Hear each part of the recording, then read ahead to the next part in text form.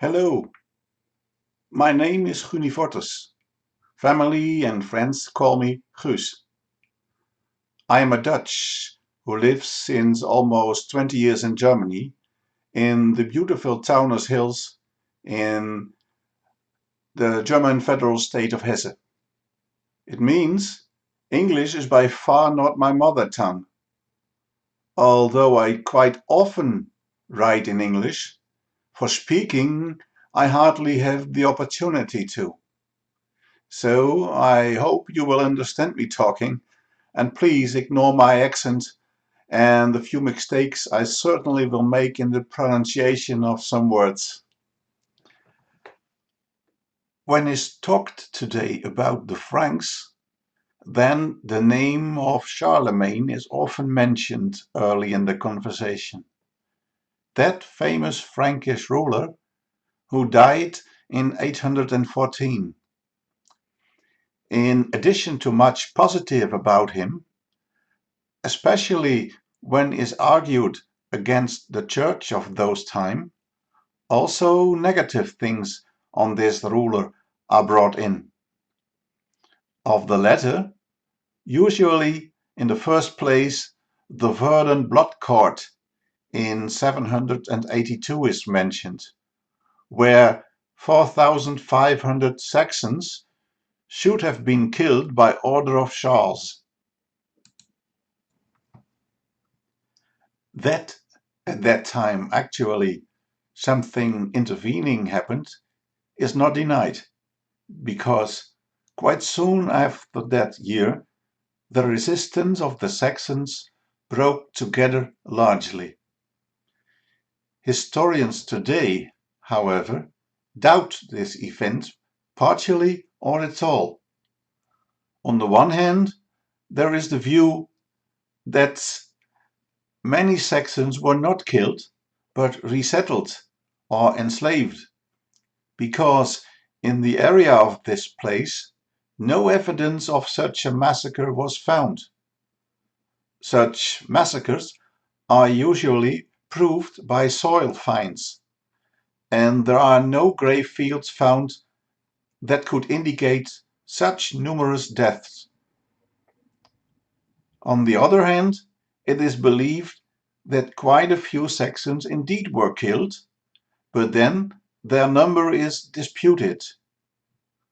For example, the view exists that only the ringleaders were executed, and that a much larger number were forced to move to other areas and, as just said, were also partially enslaved.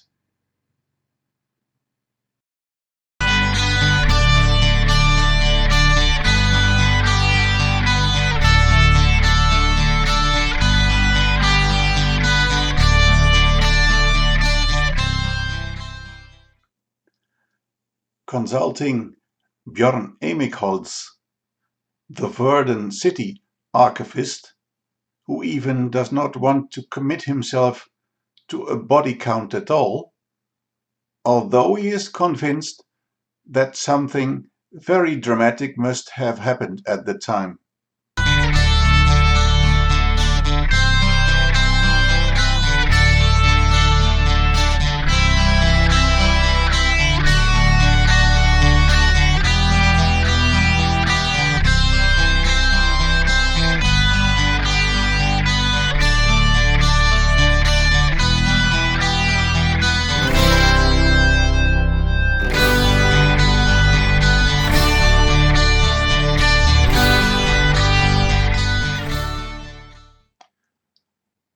But all this is just told as a sideline.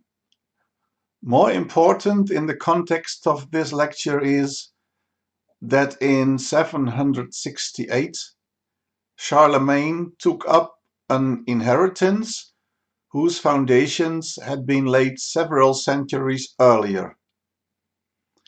It all began as early as the 3rd century, when Germanic bands of robbers marched into Roman Gaul in search of rich prey, and in this context the name Franks appeared for the first time. It is the time period of late antiquity. This term for a transitional period between antiquity and the early Middle Ages is recorded only since the mid-19th century. In any case, this transitional period began in the late 3rd century and ended in the second half of the 6th century.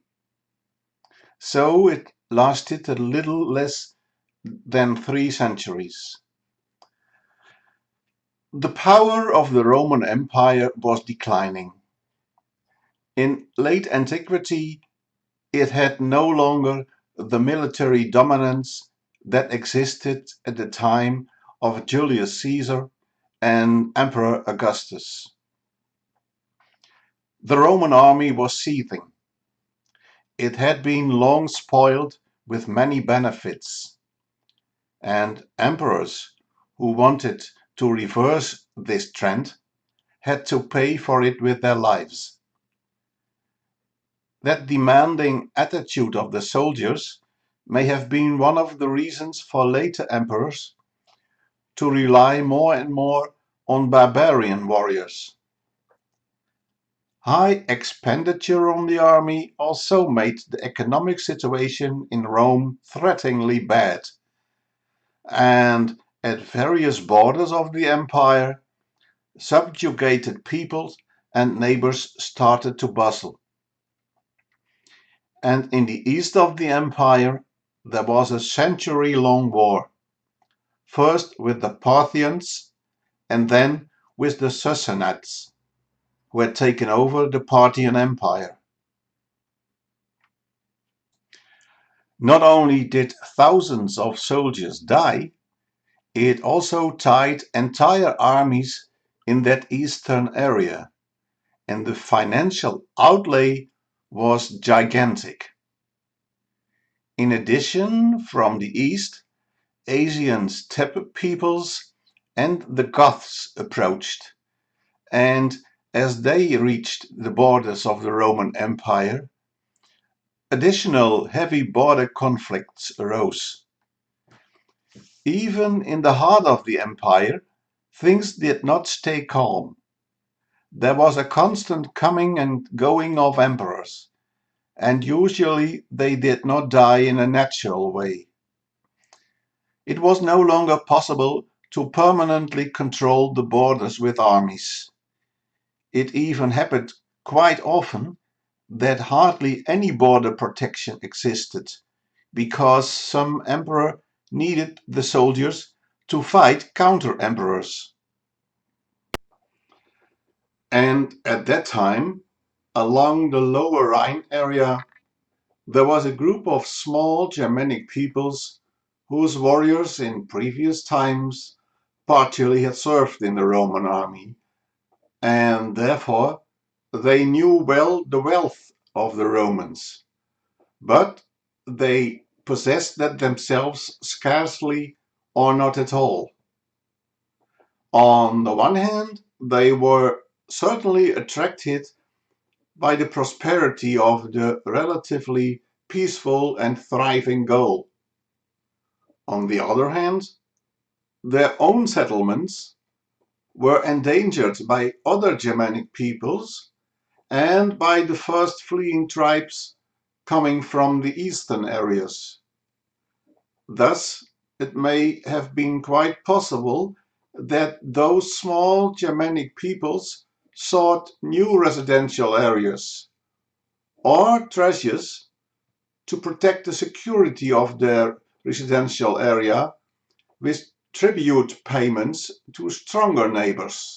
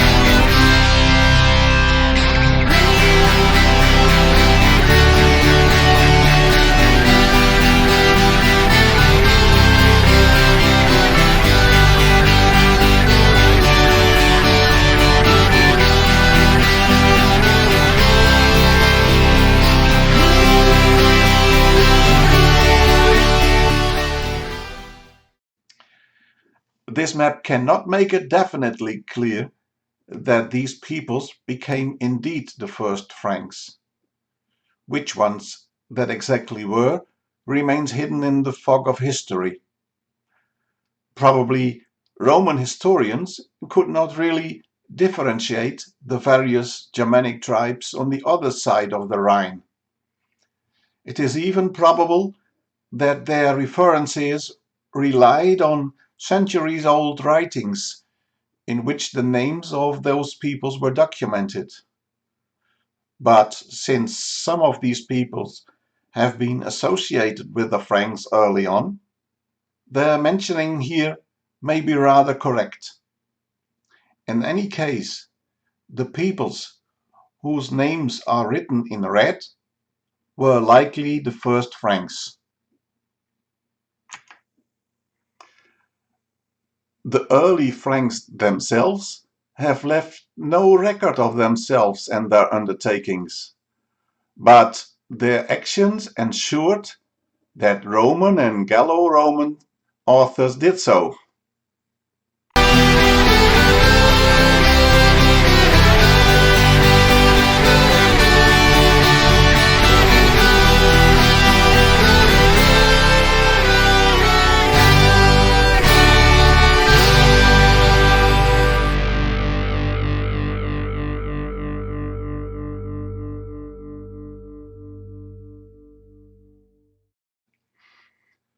These and other reports on the Franks were observations from the outside. In many such references, the Franks had to serve as losers to praise Roman emperors. The first written report with this intention was a praise in the solemn speech to celebrate the birthdays of the two emperors Diocletian and Maximian, which was held in 291. The section in which Emperor Diocletian is praised reads,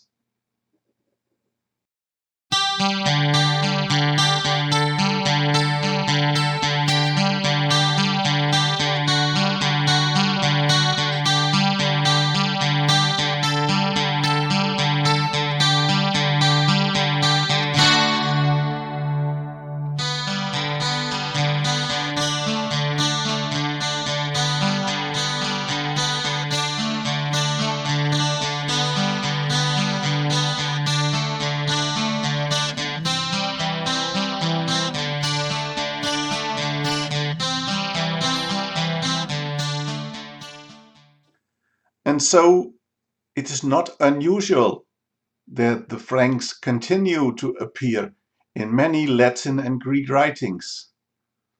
Once formed, they were quite active, both as enemies of Rome and as their federates.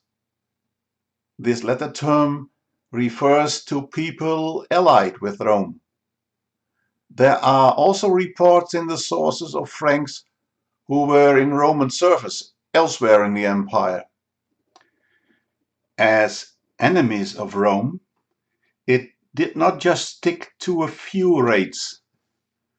Not even after the Roman army units chased plundering Franks, beat them and drove them back across the Rhine. For a long time there came no end to the Frankish undertakings. In the following years, the Franks repeatedly crossed the Limes, which is the frontier border of the empire, destroyed Roman camps and forts near the cities of Xanten, Krefeld, Nijmegen, and Tongeren, plundered the cities of Bitburg and Trier, and left a trail of devastation on their way along the river Meuse deep into Gaul. After they had destroyed in the year of 275 several Roman camps, like that of Viterra II, near Xanten, the Rhine border in the northern section between the city of Arnhem and the North Sea seem to have remained largely unsecured temporarily. But finally, the then Roman emperors succeeded in securing the borders again to some extent, but this was not least due to the fact that Emperor Probus authorized the Franks under conditions to settle on Roman territory south of the Lower Rhine.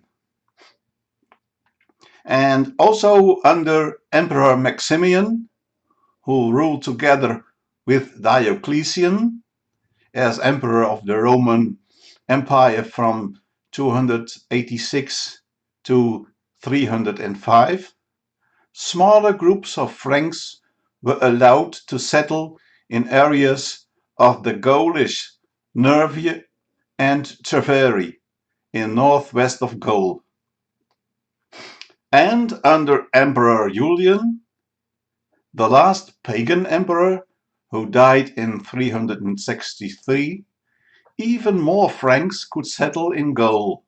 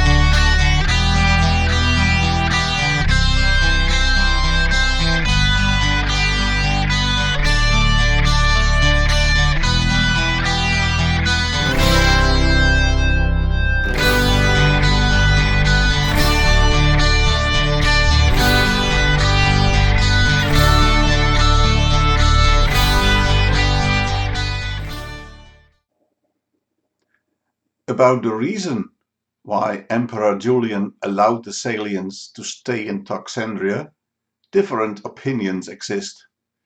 It may be that Julian won them as allies or federates, or instead it would also be possible for him to accept them as subjugated inhabitants of the empire who were obliged to contribute to the army with auxiliary troops. Regardless, this is probably the first time that a whole Frankish tribe had been able to settle permanently at Roman territory in Gaul. In addition, quite a time before this happened, it is assumed that continuously individual Germanic families have settled in Gaul and mingled there with the local population. So far only this short sketch. Returning now to the initial beginnings of the Franks, several indications exist for the assumption that the instigators of the Frankish merger came from the Salian people.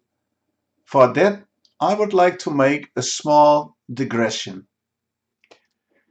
In the 1st century, the Roman historian Tacitus mentioned the people of the Kotchai, who lived along the coast in the north of Germany and the Netherlands. He wrote about them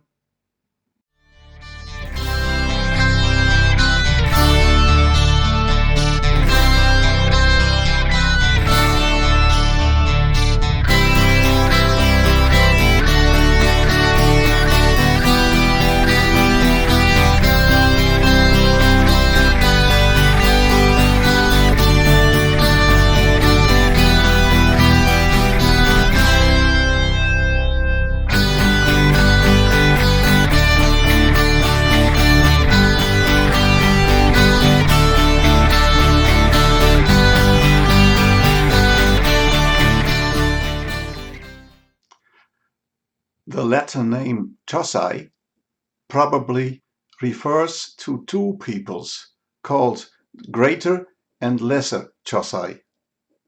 The Lesser Chosai are said to have lived west and southwest of the Greater Chosai until far into the Dutch province of Groningen.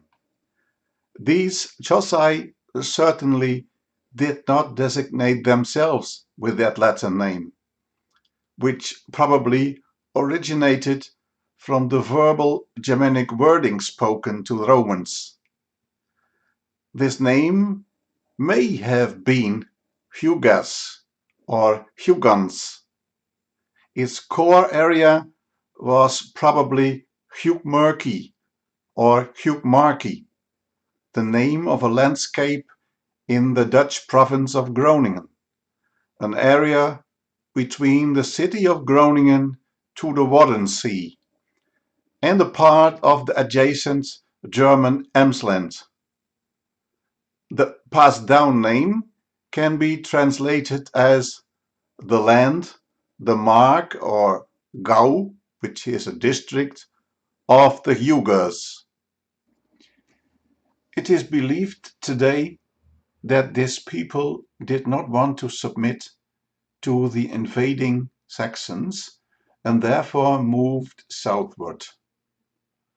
Perhaps it is based on what Pliny the Elder wrote about them, telling they were a poor people who lived on a barren coast, but that, even though they had nothing of value, they would deeply resent any attempt to conquer them. On their migration, they wandered through the territories of other small peoples, and these either joined voluntarily because they too were harassed, or were defeated and then absorbed.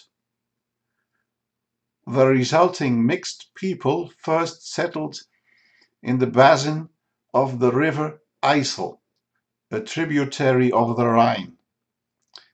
This people got their new name from the Romans, who often designated peoples with geographical names. In Roman times, the river IJssel was known under the names Isala, Sala, and Sala. Other old names are Isla or Isala. The Latin name Sali, in current English Salients, may well be related to this ancient river name. Several circumstances caused that they, after a while, moved further south, and when they crossed the homeland of the Batavians, probably also the remains of this once famous people integrated in the Salients. Before that, probably the Tubanti, the Kugurni, and parts of the Sugambri peoples also were incorporated in the Salients. On the next map, this migration trail is explained. When the name Franks came into use, the Salients had probably formed a coalition with other neighboring tribes. They possibly had even taken the initiative for that, with the aim to undertake forays in the rich Gallic south. After all, they had experience with such raids. This view is supported by the fact that it is often assumed that the first incursions took place by sea, with the Scheldt estuary as the starting point. Remember that Chauci were once famous sailors. Through a chain of circumstantial evidence, the assumption is supported that while the Greater Chauci were integrated in the tribal confederation of the Saxons, the Lesser Chauci were a major factor for the coming into being of the Franks. In addition, the view is widely accepted that the birth of the Franks took place in and north of the Dutch Rhine area, including the river basin of the River IJssel, extending to western Munsterland in today's Germany. I would like to conclude by briefly mentioning the two main factors of why the Franks could act as they did and even could develop into a major European power. First, there was the strong Sasanian Empire in Asia Minor, hostile to Rome, which is to be due that the Roman Empire could not deploy its full military power in the West. Frankish people would not have survived that.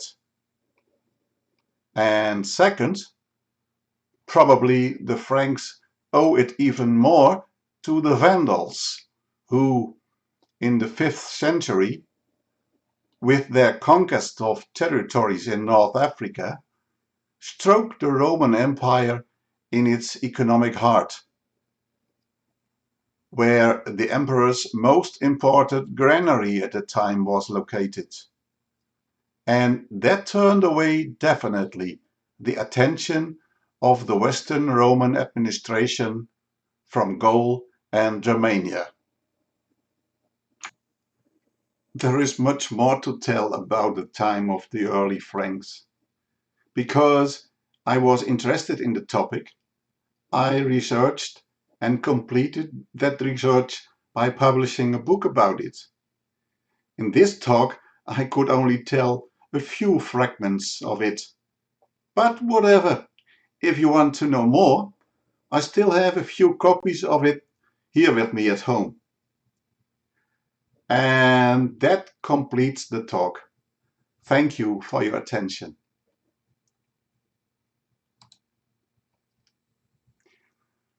I would like to conclude by briefly mentioning the two main factors of why the Franks could act as they did and even could develop into a major European power.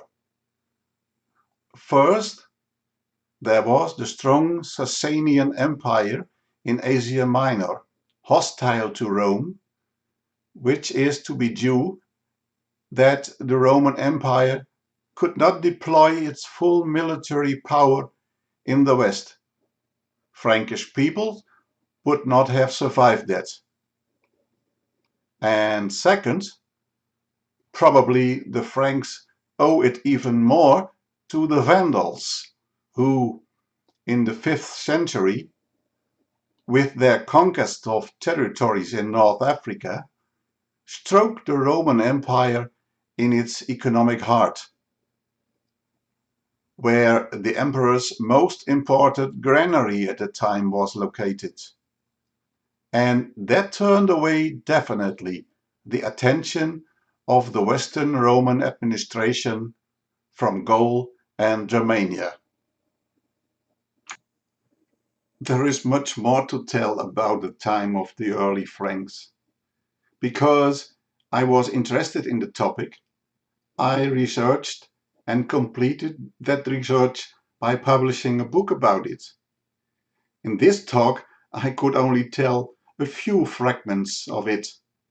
But whatever, if you want to know more, I still have a few copies of it here with me at home. And that completes the talk. Thank you for your attention.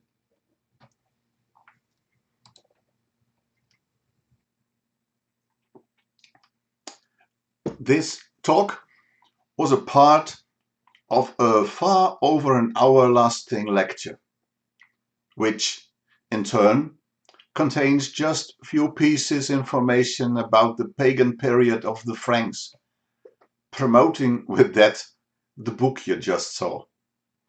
The whole lecture can be read at my webpage. Well, what's left now is some useful information, which also contains some links.